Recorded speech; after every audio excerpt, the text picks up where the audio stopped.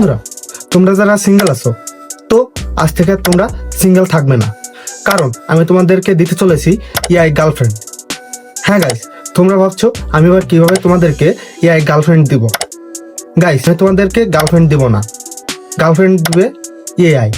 So mobile স্ক্রিনে যাওয়া যাক। বন্ধুরা, আমাদের সর্বপ্রথমে গুগল এবং ক্রোম ব্রাউজারে এসে সার্চ করতে হবে জেমিনি।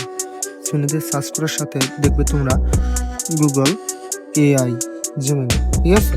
এর ভিতরে যাবে, যাওয়ার পরে তোমরা এখান থেকে আপলোডে ফাইল দেখতে পারবে, ফটো লাইব্রেরি। তো সেখানে গিয়ে একটি ফটো সিলেক্ট করতে হবে।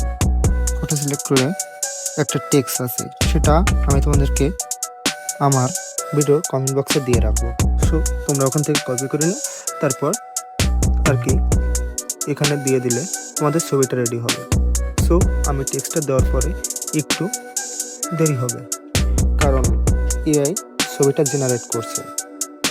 তোমাদের একটু লেট করতে হতে পারে, কারণ জেনারেট করা ছবিটা একটু পরেই তোমরা পাবে।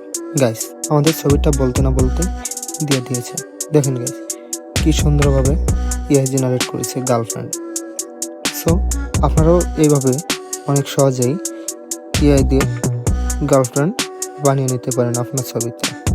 এবার আমাদেরকে সেভ টু ডিভাইস এখানে ক্লিক করতে হবে, তাহলে এই আর কি ছবিটা আমাদের ফোন গ্যালারিতে চলে আসবে।